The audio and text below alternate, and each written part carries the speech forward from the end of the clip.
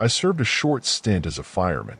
There was a RTA call one morning, 30 minutes after I started my shift.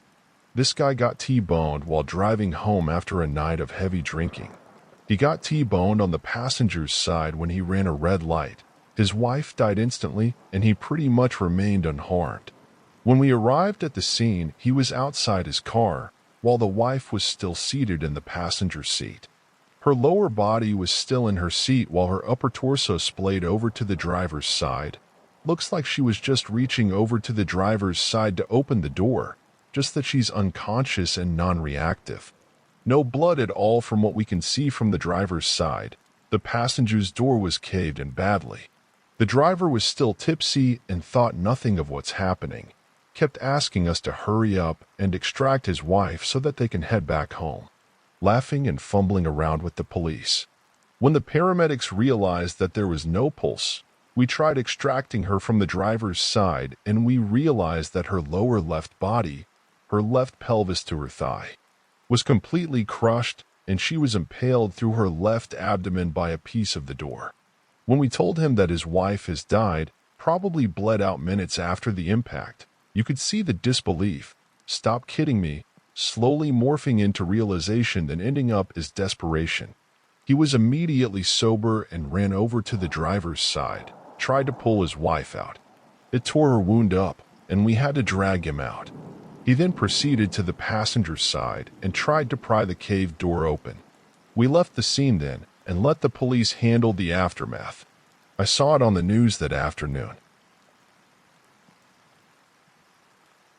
I lived in an old apartment in 2002. The place was built in 1900, so it was just over 100 years old when I moved in. The living room and kitchen were fine, but the bathroom and bedroom were unnerving. Like I just always felt like I was being watched, especially in the bedroom if the closet door was open. Those unnerving feelings just became moderately uncomfortable as I settled in. I felt safe in the bedroom, but only if the door was locked. One night I was dead asleep when there was a loud bang on my bedroom door. When I got up the courage to get out of bed, I checked the apartment, and all the windows were closed and locked from the inside. The doors still had the chain secured. No one was in there. I mentioned the closet in the bedroom. I never liked going in there, and I never liked if the door was open. For some reason, in my head I would hear gasping noises. So for that reason, the closet stayed closed. A month or more after I was woken to the bang on my door, I was dead asleep.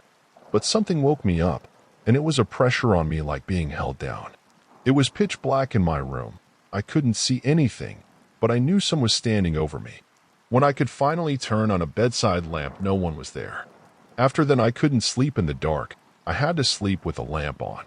That incident scared the life out of me. And after that, the unnerving feeling of being watched intensified.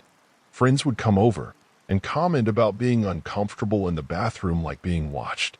It became so uncomfortable for me. When I had the chance to move to another unit, I jumped at it. I packed up and got out. After me, several people rented the apartment, and they would move out within months.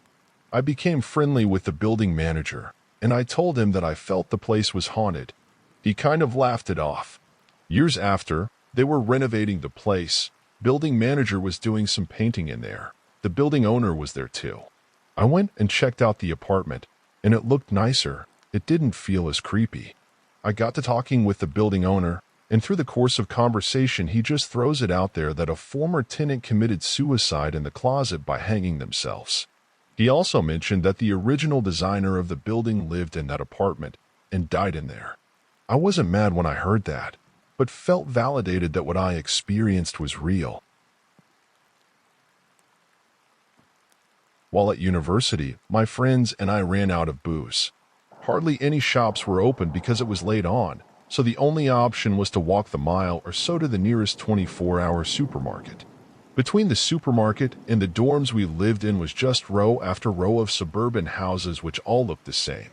As we were walking down one road, we passed a field with a large campfire and some people riding horses around it. There were people playing musical instruments and general sounds of a good time going on. The horses and fire and the lanterns which were dotted about gave it a very old-fashioned feel. Maybe 5 minutes after passing the field, Now walking past houses again, one of my friends commented on how weird and out of place that gathering of people had been. My other friend and I had been thinking exactly the same thing, so, curious, we turned around and walked back to find out exactly what was going on. There was nothing there. Not just no people or horses, there was no field, just more and more houses. Even though we were absolutely certain we were on the right road, as we'd simply turned around, we walked up and down the neighboring roads too. We found nothing. We weren't drunk, though we'd had some drinks, and so I've got absolutely no idea what happened that night. For years ago, I lived in a very large farmhouse that was converted into 2 apartments. The house was known as the Old Boys' Home. It was used to house boys with behavioral issues but was closed due to allegations of molestation. Anyway, I was living with my boyfriend and 3-year-old daughter at the time. My bedroom had a large fireplace that had been boarded up and painted over. I decided to push my bed up against it one day while I was rearranging things. It was like a headboard. That night, around 1 a.m., I had heard a small voice saying, "Mom, Mom, Mommy." I had sat up in bed but didn't see anything, so I reached over my boyfriend trying to grab my daughter and put her in our bed. I kept feeling around and I was still hearing the voice, but I couldn't feel her. My boyfriend woke up and turned the bedside lamp on, asking me, "What the hell are you doing?"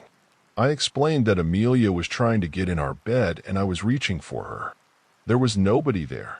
My daughter was sound asleep in her room. Then the next night came. Around 1 a.m. again, my dog had started to whimper at outdoor, so my boyfriend got up to take him outside. You know that feeling in a bed when someone lies down next to you? Where the bed pushes in and there is a warmth in your back. I felt that, so I assumed my boyfriend had come back to bed. I rolled over. My boyfriend wasn't in the bed and I felt the fucking bed release pressure. Whatever was laying next to me has gotten up in that second. I moved my bed the next day to the other side of the room, and I never had another incident in the 2 years I remained in that house. For about 10 years now, my Nana has been living in a nursing home. She had a stroke and mentally she is not all there. She still recognizes us when we visit and gets happy to see us, but she often talks gibberish, thinking she is in a distant memory in the past. It makes me sad because she and I always had a very close connection growing up. My parents both worked a lot and she would stay with me. She used to know when I was lying. She could always sense when I was sick, even when she wasn't over, and she and I are eerily similar both in personality and looks. There are pictures of her when she was 21, and it could be me in the picture. We were very close growing up, and I love her dearly. I introduced her to my now husband when we started dating in college. He is from a different country than I am, and I live in his country. So we had been dating a few years when my visa was going to expire. In order for us to live in one place, we decided to get married. However, we were still young, fresh out of university, and decided to just elope. We decided to get officially married at a courthouse while announcing our engagement and then having a wedding a few years later. Official documents and wedding ceremonies are separated in my husband's country anyways. No one knew of our plan. We were, and are still, stupidly in love and thrilled to have such a crazy secret between us two. In hindsight, it was stupid and no one would have judged us, especially considering we are still happily together years later, but we still decided to hide it because we were stupid kids. So we flew to visit my parents in my home country and announce our engagement, and my dad picked us up from the airport. We were chatting in the car when he tells us that my Nana was freaking out while he visited her the other day, the day we decided to elope. Why was she freaking out? She announced to my whole family that she saw in her dreams that I had eloped and was now married. They dismissed her because they didn't expect that at all.